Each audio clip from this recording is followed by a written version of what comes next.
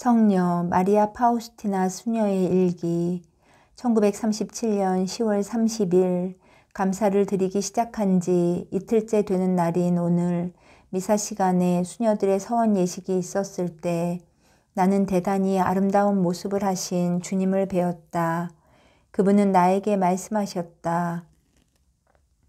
내 딸아, 나는 내가 행동으로 옮겨야 할 것을 면제해 주지 않았다. 나는 대답했다. 주님, 그런 일을 하기에 제 손에는 너무나 힘이 없습니다. 그렇다. 그것은 내가 알고 있다. 그러나 너는 나의 오른팔을 잡고 모든 것을 해낼 수 있다.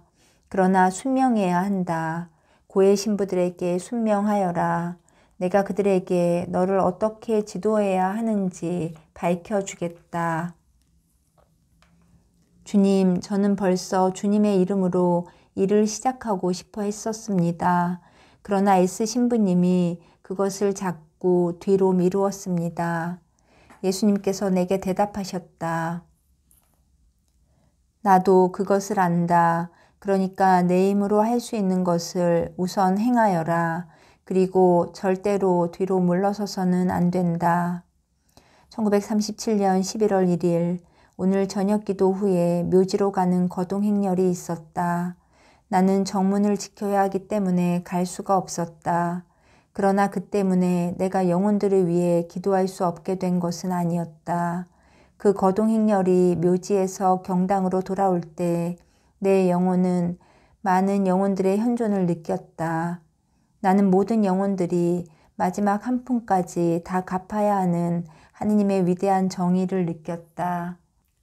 주님께서는 나와 함께 일을 할 사람을 통해서 나로 하여금 인내를 실천할 기회를 주셨다. 그는 내가 본 그 어떤 사람보다도 행동이 느렸다.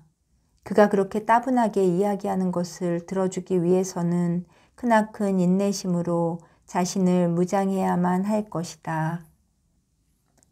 11월 5일 오늘 아침에 5명의 남자 실업자들이 수녀원 정문으로 찾아와 들어오겠다고 우겼다. 앤 수녀는 한참 동안 그들과 다투었으나 그들을 쫓아낼 수가 없었다. 그러자 그는 이레나 원장 수녀를 찾아 경당으로 왔고 원장 수녀는 나더러 나가보라고 말했다. 내가 수녀원의 정문을 향해서 가는 동안 멀리서도 벌써 그들이 시끄럽게 쿵쾅거리는 소리를 들을 수 있었다. 처음에는 나도 의심과 두려움에 휩싸여서 대문을 열어야 할지 또는 앤 수녀가 했던 것처럼 작은 창문을 통해서 그들에게 대답을 해야 할지 알 수가 없었다. 그런데 갑자기 내 영혼 안에서 이런 소리를 들었다. 가서 대문을 열어라. 그리고 마치 나에게 말하듯이 그들에게 다정하게 말하여라. 나는 즉시 대문을 열었고 그들 중에서 가장 험악하게 구는 사람에게로 다가가서 아주 조용하고 다정하게 말하기 시작했다. 그랬더니 그들은 어떻게 할 줄을 모르며 조용해졌다. 그러고는 그들도 부드럽게 말하기 시작했다. 수녀원에서 우리에게 일거리를 줄 수 없다니 할 수 없군요. 그리고 그들은 평화로이 떠나갔다. 나는 1시간 전에 내가 영성체로 받아 모신 예수님께서 나를 통해서 그들의 마음속에 작용하셨다는 것을 분명하게 느꼈다. 오, 하느님의 영감 아래에서 행동한다는 것은 얼마나 좋은 일인가. 오늘 나는 더 아팠기 때문에 침실로 가서 쉬어도 된다는 허락을 받으러 원장 수녀에게로 갔다. 그렇지만 내가 허락을 청하기도 전에 원장 수녀가 먼저 내게 말했다. 수녀님, 오늘은 수녀님 혼자서 정문을 지켜야 하겠습니다. 양배추밭에서 일할 사람이 없기 때문에 정문에서 일하는 아이를 밭으로 보내야 하겠습니다. 나는 좋습니다. 라고 말하고는 방에서 나왔다. 내가 정문으로 나왔을 때 나는 신기하게도 힘을 느꼈다. 온종일 자리를 지켰으나 몸은 정상이었다. 나는 거룩한 순명의 힘을 체험했다. 1937년 11월 10일 이레나 원장 수녀가 내게 하느님의 자비를 비는 5단 기도, 호칭 기도와 9일 기도가 인쇄된 작은 책자를 보여주었을 때 나는 그에게 그 책자를 좀 훑어보겠다고 청했다. 그 책자를 살펴보고 있을 때 예수님께서 내게 내적으로 알려주셨다. 벌써 이 성화를 통해서 나의 사랑으로 이끌려온 영혼들이 많이 있다. 나의 자비는 이 사업을 통해 영혼들 안에서 활동하고 있다. 나는 많은 영혼들이 하느님의 은총을 체험했다는 것을 알게 되었다. 나는 원장 수녀가 육체적인 고통과 함께 상당히 무거운 십자가를 지게 될 것이라는 것을 알게 되었다. 그러나 오래가지는 않을 것이다. 나는 내가 먹는 약이 너무나 비싸기 때문에 한 숟가락 가득 먹을 것이 아니라 한 번에 조금씩만 먹어야겠다는 생각을 하게 되었다. 바로 그 순간 이런 목소리가 들렸다. 내 딸아, 나는 그런 행동은 내 맘에 들지 않는다. 내가 장상들을 통해서 너에게 주는 모든 것들을 고맙게 받아야 한다. 그렇게 함으로써 너는 나를 더 기쁘게 해줄 것이다. 도미니카 수녀가 밤 1시경에 죽었는데 그는 내게 와서 자기가 죽었다는 것을 알려주었다. 나는 그를 위해 열심히 기도했다. 아침에 수녀들이 그가 죽었다고 나에게 말해주었을 때 나는 그가 나를 방문했었기 때문에 그가 죽은 것을 알고 있다고 대답했다. 양호실의 간호 수녀인 흐리조스토마 수녀가 망자에게 옷을 입히는 일을 도와달라고 내게 청했다. 내가 간호 수녀와 단둘이 있게 되었을 때 주님께서는 망자가 아직도 연옥에서 고통받고 있다는 것을 내게 알려주셨다. 나는 그를 위한 기도를 2배로 늘렸다. 나는 언제나 죽은 수녀들을 위해서 열심히 기도하는 열정을 가졌음에도 불구하고 날짜를 잘못 계산했다. 그래서 우리 규칙에 정한 대로 죽은 수녀를 위해서 3일 동안 기도를 바치는 대신 이틀 동안만 기도를 바치게 되었다. 나흘째 되던 날에 죽은 수녀는 아직도 내가 그를 위해서 더 기도를 해야 하며 그에게 나의 기도가 꼭 필요하다는 것을 알려주었다. 나는 즉시 그날 하루 온종일을 그를 위해서 바치기로 지향을 정했다. 그리고 단지 그날만이 아니라 이웃에 대한 사랑이 나에게 명하는 대로 더 많이 기도하기를 결심했다. 도미니카 수녀는 죽은 후에도 그 모습이 아름다워서 죽은 것처럼 보이지 않았다. 어떤 수녀들은 그가 죽은 것이 아니라 혼수 상태에 빠진 것이 아닌가 하고 생각했다. 그래서 수녀들 중에 하나는 가서 그의 입에 작은 거울을 넣어 김이 서리는지 보자고 제안했다. 만일 그가 아직 살아있다면 거울에 습기가 생길 것이기 때문이라고 했다. 나는 좋다고 말하고 우리는 그대로 했다. 우리 생각과는 달리 거울에는 습기가 끼지 않았다. 그런데 주님께서는 이런 행동이 그분을 몹시 불쾌하게 해드렸다는 것을 내게 알려주셨다.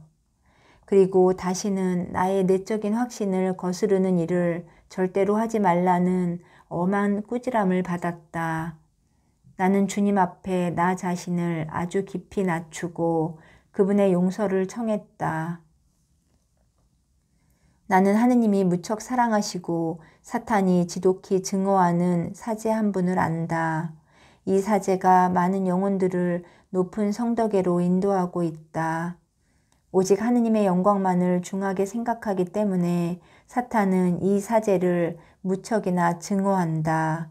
자신에게 반대하는 사람들을 향한 그 사제의 인내심이 약해지지 않게 해달라고 나는 끊임없이 하느님께 간청한다. 사탄은 자신이 직접 해를 끼치지 못하는 곳에서는 사람들을 이용한다. 11월 19일 오늘 영성체 후에 예수님께서는 당신이 얼마나 인간들의 마음으로 오고 싶어 하는지를 나에게 말씀해 주셨다. 나는 나 자신을 사람들의 영혼과 일치시키고 싶다. 나의 가장 큰 기쁨은 나 자신을 사람들의 영혼과 합치시키는 것이다. 내 딸아, 내가 영성체를 통해 인간의 마음속으로 갈 때 나는 영혼들에게 주고 싶은 온갖 종류의 은총들을 내 손 가득히 가지고 간다는 것을 알아두어라. 그러나 영혼들은 나에게 아무런 관심도 기울이지 않는다. 그들은 나를 혼자 내버려 두고 전부 다른 일들로 바쁘다. 오, 영혼들이 사랑을 알아보지 못하여 참으로 슬프다. 그들은 나를 생명이 없는 물건처럼 취급한다. 나는 예수님께 대답했다. 오, 제 마음의 보배시여, 제 사랑의 유일한 대상이시여, 제 영혼의 모든 즐거움이시여, 저는 주님께서 영원한 영광의 어좌에서 공경받으시는 것처럼 그렇게 제 마음속에서 주님을 공경해 드리고 싶습니다. 저의 사랑으로 수많은 영혼들의 차가움을 아주 조금이라도 보상해 드리고 싶습니다. 예수님, 저의 마음이 여기 있습니다. 제 마음은 주님 외에는 아무도 들어올 수 없는 주님의 거처입니다.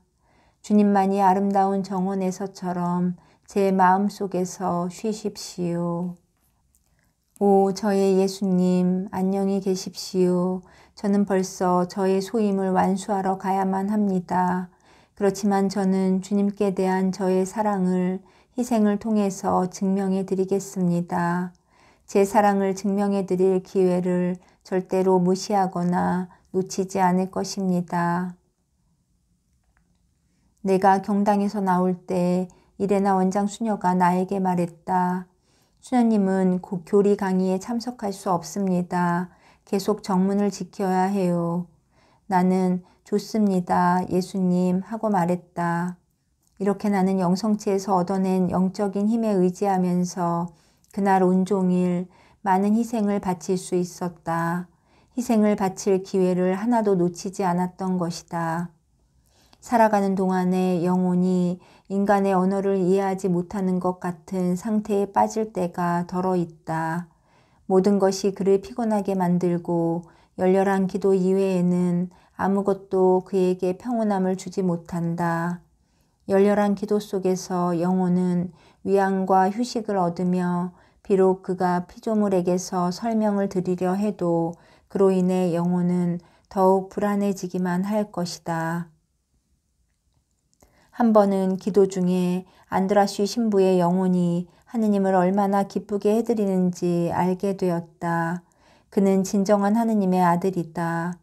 하느님의 아들이라는 신분이 어떤 사람의 영혼 안에서 이처럼 분명히 빛나는 일은 아주 드물다. 그런데 이것은 그가 성모님께 아주 특별한 신심을 가지고 있기 때문이다. 오, 저의 예수님, 제가 아주 강한 충동을 느끼면서도 그래도 그 일을 천천히 하려고 하는 이유는 단지 주님의 사업을 제가 서둘러서 망치는 일이 없게 하려는 것입니다. 오, 저의 예수님, 주님은 제게 주님의 신비를 알게 해주십니다. 그리고 주님은 그 신비를 제가 다른 영혼들에게 전달하기를 원하십니다. 이제 곧 제가 행동할 수 있게 될 것입니다. 모든 것이 겉으로는 완전히 파괴되었을 때 저의 사명은 그 무엇으로도 방해받지 않고 시작될 것입니다. 이 사업에서는 이것이 하느님의 뜻입니다. 그리고 변하지 않을 것입니다. 비록 많은 사람들이 반대를 하더라도 그 무엇도 하느님의 뜻을 바꾸지는 못할 것입니다. 나는 소포치코 신부가 하느님께서 원하시는 것을 교회의 교직자들에게 알려주기 위해서 하느님의 사업을 위해 얼마나 마음을 쓰고 열심히 일하는지를 알고 있다. 그의 노력의 결과로 많은 영혼들을 위로해 줄 새로운 빛이 교회 안에서 빛나게 될 것이다. 비록 지금은 그의 영혼이 쓰라림으로 가득 차 있고 주님의 사업을 위해서 노력한 결과로 이런 대가를 받은 것처럼 보이지만 앞으로는 그렇지 않을 것이다. 나는 그 무엇으로도 줄어들지 않을 그의 기쁨을 본다. 하느님께서는 벌써 이 지상에서 그에게 이 기쁨의 일부를 맛보게 해주실 것이다. 나는 하느님께 대한 충성이 이처럼 큰 영혼을 아직까지 본 적이 없다. 오늘 식당에서 저녁 식사를 하는 동안 내 마음의 깊은 곳에서 하느님의 눈길을 느꼈다. 하느님의 현존이 어찌나 생생하게 내 영혼을 감쌌던지 나는 얼마 동안 내가 어디에 있는지도 몰랐다.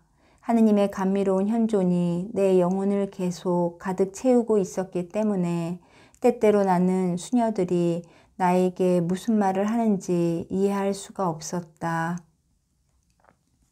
내 안에 있는 좋은 것이라면 모두 영성체 때문에 생긴 것이다. 이 모든 것이 영성체 덕분이다. 나는 이 거룩한 불이 나를 완전히 변화시켰다고 느낀다. 오, 제가 주님께서 거처하시는 장소라니. 저는 참으로 행복합니다. 오 주님, 저의 마음은 주님께서 계속 머무시는 성전입니다.